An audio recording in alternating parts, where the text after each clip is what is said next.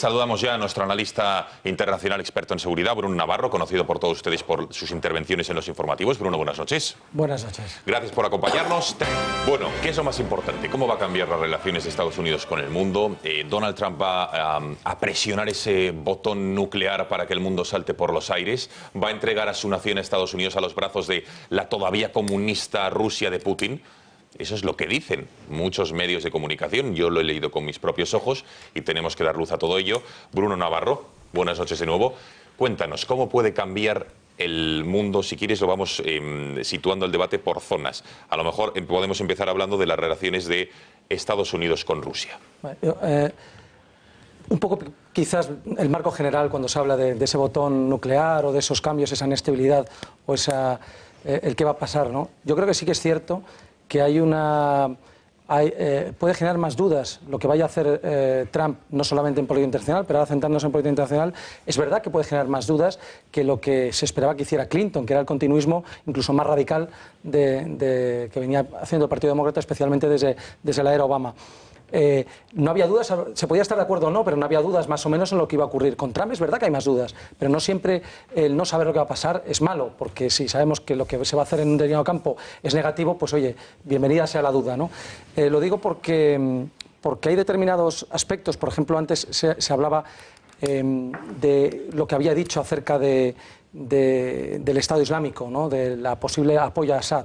La realidad es que Trump en muchos aspectos de política internacional dice unas cosas en 2014, dice otras distintas en 2015 y dice las opuestas en 2016. Incluso en el mismo año puede decir varias veces lo opuesto o matizar seriamente determinadas afirmaciones.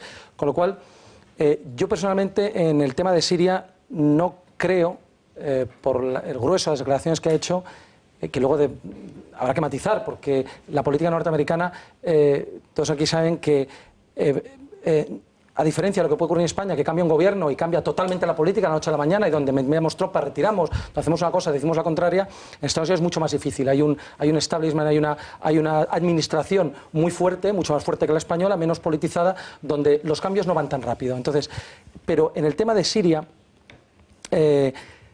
Trump es verdad que en alguna ocasión ha hablado positivamente de Assad como la persona necesaria. No me gusta, pero lo necesitamos allí. Pero en otras ocasiones está diciendo que lo mejor es dejar que se estén matando el Estado Islámico con Assad y recojamos los trozos, ¿no? Con lo cual, yo no estoy convencido de que vaya a haber un cambio, ¿no? Yo divido la política internacional de Trump en dos aspectos. Lo que sí que va a cambiar y lo que posiblemente no cambie, ¿no? Yo no creo que haya grandes cambios en Siria e Irak. Pues eso luego, con Rusia. Con Rusia sí va a haber cambios. Es uno de los pocos lugares donde desde luego va a haber un cambio, ¿no? Va a haber un cambio porque, y en este caso creo que es afortunado, hasta ahora nos estaba llevando Obama a una guerra fría, que antes creo que ha sido aquí cuando la ha determinado como templada en estos momentos, y Hillary le iba a terminar de calentar, ¿no? Ese enemigo que nos hemos buscado, de nuevo, sin necesitarlo, a raíz de la crisis de Ucrania y a raíz de la crisis de Rusia. Sí que va a haber un acercamiento a Rusia. Ha llegado a decir Trump que le gustaría reunirse con Putin y que cree que se llevarían estupendamente y que habría muy buenas relaciones. Esto no significa, y esto hay que tenerlo claro, no significa que no siga considerando a Rusia en determinados aspectos como un rival, pero no como un enemigo, sino como un rival económico y geoestratégico en determinados aspectos, pero con el que se puede entender para enemigos más importantes, como son China y como es el terrorismo internacional, o como puede ser en un momento dado Corea del Norte. Más intervenciones al respecto de la política internacional. Eso me interesa muchísimo. Hoy, cuando se ha dado la noticia... Perdona, Carlos, es que le había prometido a José Carlos, es verdad, ser el primero al respecto. Es verdad que sí, que tengo que ser ecuánime, y José Carlos te habíamos dejado con la palabra en la boca. Y después, Carlos. Bueno, yo quería decir que esto del cambio en la Casa Blanca también, por supuesto, nos incumbe a nosotros y va a tener consecuencias, yo creo que importantes, para los europeos y para los españoles. Europa ha crecido bajo el paraguas militar de los Estados Unidos. Esto es así. Después de la Segunda Guerra Mundial, ellos han pagado gran parte de la factura de la protección de Europa. Primero en un contexto de Guerra Fría, pero luego esa protección ha continuado después de la caída del muro, que por cierto fue un 9 de noviembre, hay que recordarlo, del año 89. Y lo que está planteando Donald Trump es precisamente retirarse más o menos financieramente de ese paraguas europeo, dar un paso atrás en la OTAN, y eso nos va a obligar a nosotros, a la Comunidad Europea, primero a hacer un mayor esfuerzo desde el punto de vista de la inversión en defensa, que yo creo que las opiniones públicas europeas y especialmente la española no está preparada para eso, pero eso va a ser claramente la competencia. Y en segundo lugar, los Estados Unidos son un país, es un país por supuesto diverso, pero tienen un liderazgo que va en un sentido u otro y que además no cambia con grandes bandazos, como ha explicado muy bien Bruno. En el caso de la Unión Europea, lo que tenemos es un carajal. No está claro cuál es la posición de la Unión Europea sobre infinidad de cosas más allá de cuestiones puramente ideológicas, como pueda ser el cambio climático y dos cuestiones añadidas. Que tengamos claro que nos vamos, si Donald Trump pisa el acelerador a fondo, vamos a ese mundo. Carlos. No, estaba comentando que cuando en la Duma ha llegado la noticia de la victoria de Donald Trump, los diputados se han puesto a aplaudir, porque evidentemente significaba un descenso de la tensión, ¿no? De la tensión, porque una de las cosas que anunció Clinton es que quería, bueno, en general una serie de medidas en Siria, imponer una no-fly zone, una zona de exclusión aérea y otro tipo de medidas que acabarían por chocar casi necesariamente con Rusia. Y esto, por supuesto, Trump, en cambio, es mucho más conciliador. También ha dicho que se piensa llevar bastante mejor con Putin. Y parece que además, pero es que yo creo, pensando un poquito más, ha dicho Bruno antes que efectivamente hay una regularidad y una continuidad en la política exterior norteamericana, pero es una continuidad que está muy dependiente de la realidad. Y la realidad es que Estados Unidos se está desangrando. Es decir, es más débil cuanto más fuerte es, cuanto más intenta llegar, cuanto más imperial. Entonces, no es ninguna paradoja, o mejor dicho, es una paradoja, pero no una contradicción. Lo que quiere hacer Trump es, vamos a ir solo a las guerras que vayan completamente por nuestro interés, es decir, sin aventuras, y es una manera de ser más fuertes. Porque si estamos en todas partes, nos desangramos y acabamos siendo un país tercermundista. Sinceramente, yo creo que se va a entender con Putin y sinceramente creo que le va a dejar Europa. Es decir, no de una manera formal, evidentemente, pero la idea va a ser, tú te quedas con esa parte, con el Islam, que es el problema. Que tú sabes resolverlo mejor. Que tú vas a saber resolverlo, yo no me quiero meter en ese avispero. Y yo voy a tener mi esfera. Es decir, se va a hacer a la idea... Su esfera es fundamentalmente América, las Américas, desde Anchorage hasta Tierra de Fuego. Fundamentalmente. Porque tiene también otro problema, que supongo que lo comentará también Bruno, que es el del mar del sur de China. Sí, claro. Que ahí es...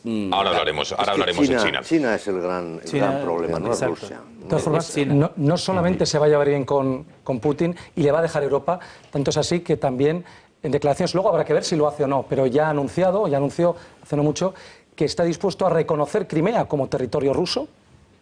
Eso sí,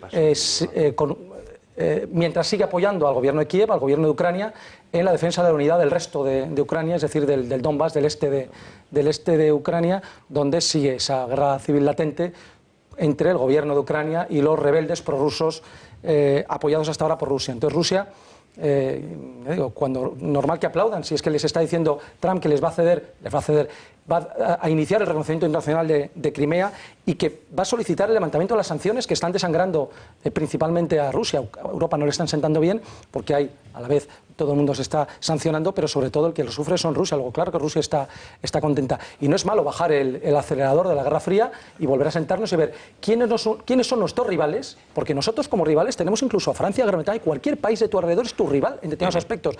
Lo que hay que definir es cuál es mi enemigo, y claro, cuando Hillary Clinton, ya se ha dicho en esta mesa, definió a Estados Unidos como a Rusia como el gran enemigo de Estados Unidos, es sobrecogedor. Podría considerarse que es China o que es el terrorismo internacional, pero Rusia. Yendo a lo concreto, ¿qué diferencia hay entre entenderse con Putin para algunas cosas que tienen que entenderse, entre otras cosas para algunos de los líos con los bombardeos en Siria. Que realmente yo creo que ha habido informaciones cruzadas de, oye, por favor, ¿qué estáis haciendo? Porque es que no... Y viene bien, eso, si tienes un enemigo común, hay que atacarlo de manera común. Pero ¿qué diferencia hay entre eso que decís aquí y que Rusia se anexione Crimea, invada Ucrania, y lo único que haga Estados Unidos es hacer un comunicado, es decir, bueno... Es un debate largo ese, ¿sí? Claro, quiero decir que a la postre estamos hablando de lo mismo, no ha pasado nada. Bueno, puede contar igual, es decir, o que Estados Unidos, es decir, Hillary Clinton provoque un golpe de Estado en Kiev antirruso, como cuando está demostrado que la CIA efectivamente demostró apoyándose en extremismos radicales, derrote a un gobierno legítimo con la ayuda de la Unión Europea. Con la ayuda de la Unión Europea. O sea que eso ya, bueno, forma parte de algo complejo. Bueno, vamos a ver, y Rusia se limite a responder, decir, oye, me vas a meter en la cocina otra batería de misiles como la que tienes en Turquía o la que tienes en el Báltico, me ¿no? quedo con Crimea, que ha sido mía durante mucho más tiempo que tuya, Texas, por ejemplo, y que fue un regalo de Nikita Khrushchev, además. Bueno, en la lucha contra el terrorismo, enseguida iremos a China, pero en la lucha contra el terrorismo islamista, desde luego, y en el tema de la inmigración, Trump ha sido clarísimo. El tema de la inmigración musulmana y contra el ISIS, la financiación del ISIS, ha ido directo, incluso acusando a Clinton de utilizar la financiación de determinados países. ¿Cómo va a combatir Trump una cosa que nos afecta a todos? Bueno, es uno de los puntos, la parte Siria-Irak, no la parte inmigración en Estados Unidos, la parte Siria-Irak es uno de los puntos donde creo que va a haber poco cambio. El único poco cambio porque en Irak hay una coalición. Antes he hablado de la OTAN, no está la OTAN, ni en Irak ni en Siria, son coaliciones. Muchos países son de la OTAN, pero no son y la OTAN coopera proporcionando determinados servicios, como son los guerra electrónica, aviones de guerra electrónica, pero bueno, no son coaliciones de la OTAN propiamente dichas.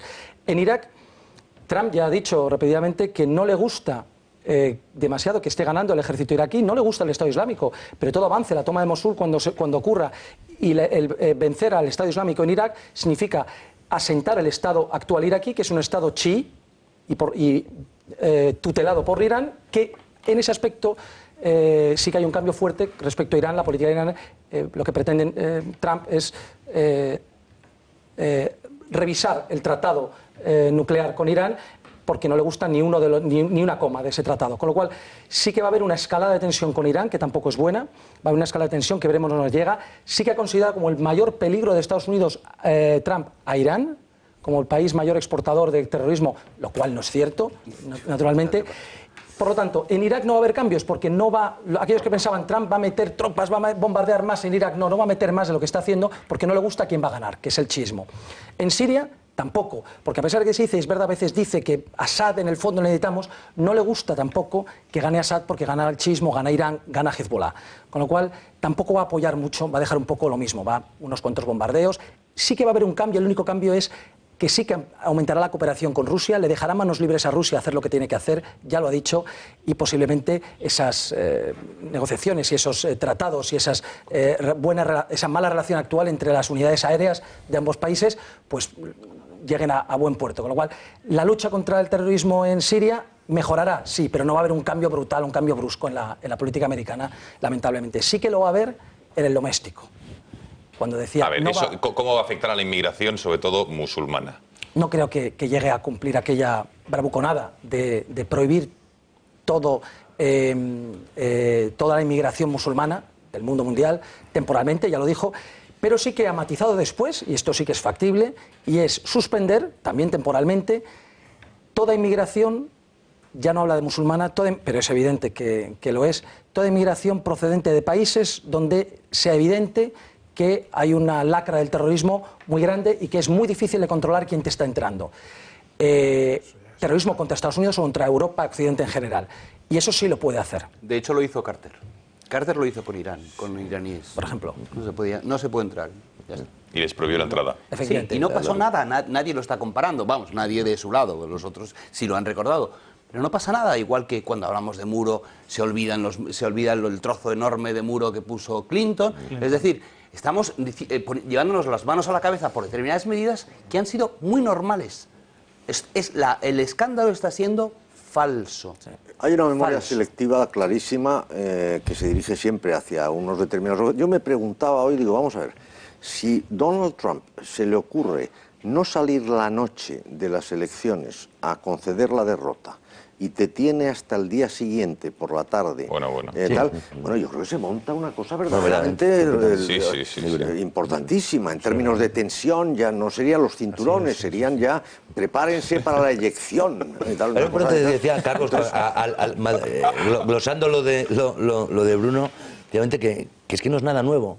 Que lo nuevo, aunque parezca paradójico, era lo de Clinton. Que lo nuevo es imponernos un mundo multicultural, un mundo sin fronteras, un mundo descontrolado y a la vez controladísimo por una única élite. Eso es lo que era nuevo y lo que era verdaderamente peligroso. Que haya fronteras, bueno, serán mejor o peor, los acuerdos, las aduanas, los aranceles estarán mejor o peor, pero bueno, con eso hemos sabido vivir. Ahora, ese mundo sin fronteras, ese mundo de grandes migraciones de esos países con los que hablaba Bruno en conflicto, que no sabes con lo que entra, peligroso. Es muy peligroso. Asexuada, o sea, también temporal, sí. Y de cuando determinado país al que le hemos suspendido la inmigración podamos garantizar nuestras agencias de seguridad que podemos controlar perfectamente, hacer el chequeo absoluto correcto de quienes quieren venir, no tenemos problema en volver a abrir esa inmigración regulada. No, lo que pasa es que las palabras de los presidentes o de alguien que en este momento ya es presidente electo tienen su efecto.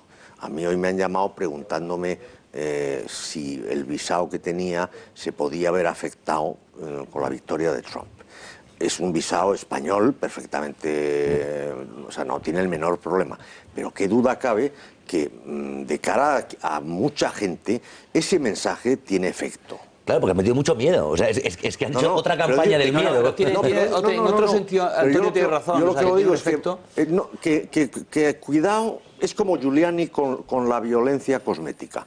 Giuliani sabía que el 80% de la violencia que sufre el ciudadano medio es cosmética. Es un señor que se te abalanza para pedirte limosna, o un señor que se te abalanza para limpiarte el coche, o un vagabundo que te encuentras en la calle tirado. Entonces, es una violencia de susto, no es una violencia real de que quieran asesinarte.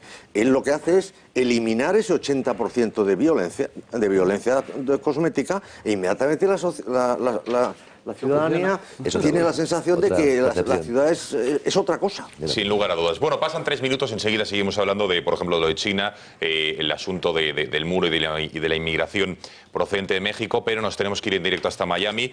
Ahí está Francisco Vergara, que es el Financial Advisor del HSBC. Señor Vergara, buenas noches en España, buenas tardes en Estados Unidos.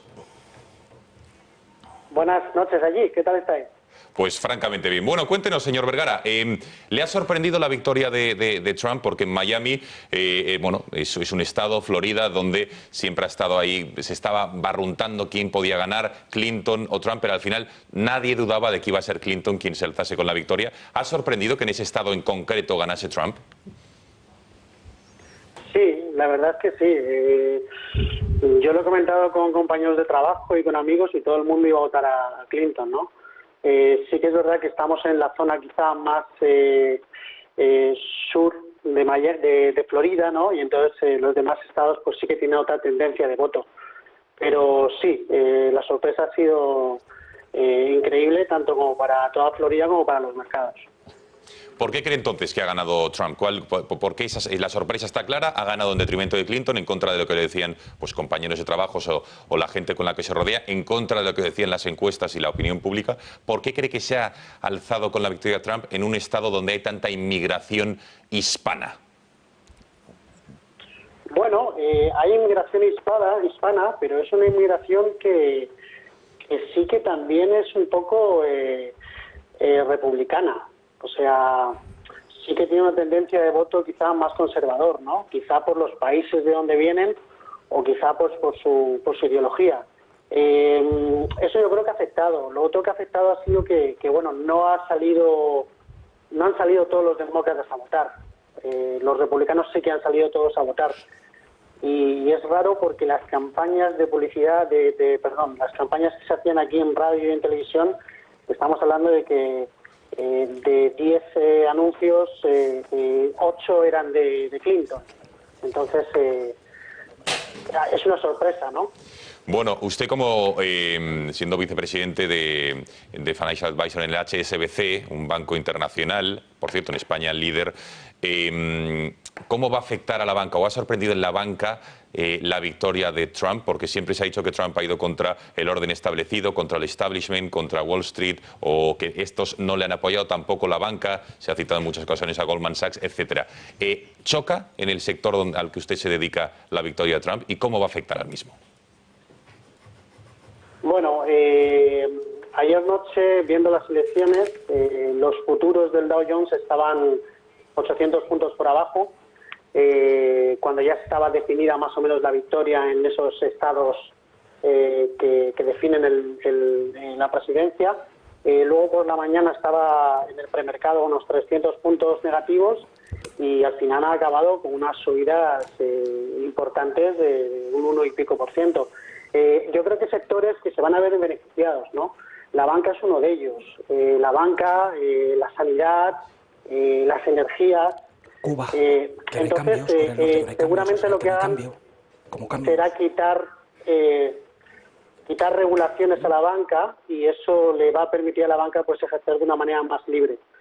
Yo creo que es positivo para el sector de la banca la salida de Trump, sobre todo la banca americana. Vergara, Vice President Financial Advisor de HSBC, muchísimas gracias por haber atendido la llamada del Gata al Agua en directo en esta noche aquí en España, 6 horas menos en Miami. Gracias y muy buenas noches. Buenas noches y hasta siempre. Bueno, ha quedado claro, desde luego como un representante de la banca también queríamos tener la opinión y sobre todo un español afincado en Miami. Más allá de comentar esta entrevista, quedaban por esbozar un par de apuntes más a nivel internacional, la esperada relación con China, tanto a nivel económico como también geoestratégicamente por los mares de esa zona. Bruno, ¿qué nos puedes decir? ¿Cómo ha estado hasta la fecha someramente y qué puede cambiar con Trump? No, Trump quiere llevar una política más agresiva frente a China, ya casi como enemigo y desde luego como rival objetivo y público. Le acusa de manipular la moneda por la devaluación del yuan y por otras medidas económicas que les han hecho daño a los norteamericanos. Y ya le ha avisado que, bueno, que para presionar a China a negociar está dispuesto a crear unos aranceles, unas tasas a los bienes chinos de exportación, por lo tanto de importación a Estados Unidos. También le acusa, y esto no es novedoso, lo sabemos todos, de espionaje industrial a un nivel, si me permite repetirme, industrial, y el robo de propiedad intelectual, que es algo del día a día ya a nivel prácticamente estatal y dirigido desde el gobierno. Por lo tanto, también para perseguir que deje de hacer eso en cierta medida, va a presionarle por medio de esos aranceles. Eso es lo que dice que va a hacer. Y también aumentar su presencia en Asia-Pacífico. Por un lado, es decir, cuando la gente dice, no, es que se quiere ir, quiere dejar de tener tropas en el extranjero. No, lo que amenaza es a Japón y a Corea con retirar sus tropas si Japón y Corea no pagan por la defensa que les proporciona. Pero no quiere que eso ocurra, quiere quedarse ahí, pero que ellos paguen. También ha avisado que está dispuesto a dejar que Japón tenga la bomba atómica para protegerse él mismo también. Pero no avisa de retirar tropas, todo lo contrario. Ahí no hay cambio. Ya en la política de Obama, entre estas dos legislaturas, se hablaba de ese cambio en el que de Oriente Medio Estados Unidos va pivotando hacia Asia-Pacífico para centrarse en esa región. Esto lo mantiene Donald Trump, es decir, quiere mantener ahí, quiere reforzar la presencia militar y un poco poner sobre la espalda sobre la pared a China para obtener mejores económicas y evitar que sea lo que ellos consideran que es el nuevo peligro, ¿no? El crecimiento de China en la región. Las Islas Spratly, está intentando China tomar todo ese mar. También es lógico, para China es su salida. China está encajonada entre grandes potencias continentales y su única salida está rodeada de penínsulas, de islas, de archipiélagos que son naciones, con lo cual China tiene que garantizar que su transporte de energía y de bienes primarios y necesarios está absolutamente protegido, con lo cual es un conflicto geopolítico muy lógico. Y tampoco creo, de todas formas, que Trump se centre en ello. Trump no está hablando de ello, está hablando de la parte económica, proteger los intereses domésticos. Luego está muy a juego con su teoría del América primero. Bueno, quedan 5 minutos de programa. No me gustaría despedirnos sin ver las reacciones de algunos líderes internacionales de reputado prestigio. Empezamos por el de nuestro país, Mariano Rajoy, que reaccionaba de la siguiente manera a través de las redes sociales ante la victoria de Donald Trump. No sé si podemos verlo. Felicitaba el presidente del gobierno al candidato republicano, cosa que, por cierto, le ha valido críticas en nuestro país. Mi enhorabuena a Donald Trump por su victoria. Seguiremos trabajando para reforzar la relación que nos une a Estados Unidos, socio indispensable. Por su parte, el presidente de Hungría, Viktor Orbán, reaccionaba de la siguiente manera, este sí que dando la enhorabuena a través de las redes sociales de Facebook. Felicidades, decía, viendo una foto suya de espaldas, el recuento. Qué grandes noticias. Democracia sigue viva. La democracia sigue viva. Palabras de Viktor Orbán. Y vamos a escuchar lo que decía, por ejemplo, el presidente de Francia, François Hollande, y también el del Parlamento Europeo, que se mostraban, el de François Hollande, que se mostraba más preocupado, tanto que Mariano Rajoy, que Viktor Orbán, por la victoria de Donald Trump. El triunfo del candidato republicano Donald Trump en las elecciones presidenciales estadounidenses abre un periodo de incertidumbre. En este contexto, se necesita una Europa unida, capaz de hacer oír su voz y de promover sus políticas allí donde sus intereses y valores estén en juego. Bueno, con esto vamos poniendo ya punto y final. Bruno Navarro, quería agradecerte especialmente que haya usted venido esta noche. Un titular, Trump no va a apretar el botón del nuclear, ni hay que tener pánico todos nosotros en nuestros hogares, ni ir haciendo, recopilando alimentos, ¿no? Tranquilidad. Tranquilidad, salvo que invaliden las elecciones y resulte que ha ganado Hillary Clinton, ahí sí que tenía miedo de ese botón nuclear. Por ahora no. O sea que todo lo contrario.